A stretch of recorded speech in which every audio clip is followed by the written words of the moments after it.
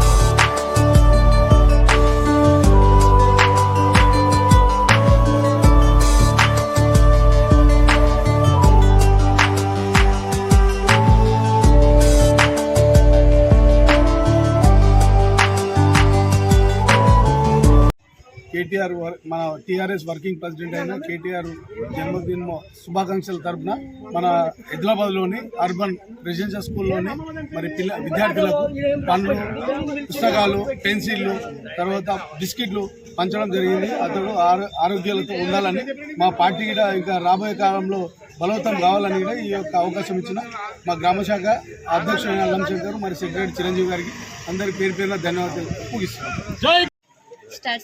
ఈరోజు గౌరవ BRS party working president KT Rama Rao గారి జన్మదిన సందర్భంగా మరి ఈరోజు హైదరాబాద్ గ్రామంలో అర్బన్ రెసిడెన్షియల్ స్కూల్ ఈ స్కూల్లో ఈరోజు మరి ఆ పిల్లలకి నోట్బుక్లు కానీ పండ్లు, బిస్కెట్లు అన్నీ పంపిణీ చేయడం జరిగింది.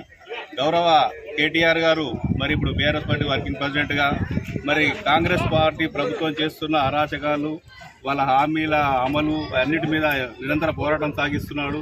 గతంలో మరి 10 సంవత్సరాలు బీఆర్ఎస్ పార్టీ ఎమ్మెల్యేగా, మంత్రిగా మరి అన్ని శాఖల్ని ఆయన నిర్వహించిన ఐటీ శాఖను కానీ, మున్సిపల్ శాఖను కానీ, పరిశ్రమల శాఖను కానీ ఎంతో అద్భుతంగా, అంటే దేశానికి ఒక రోల్ మోడల్లా ఆ శాఖలు నిర్వహించిండు.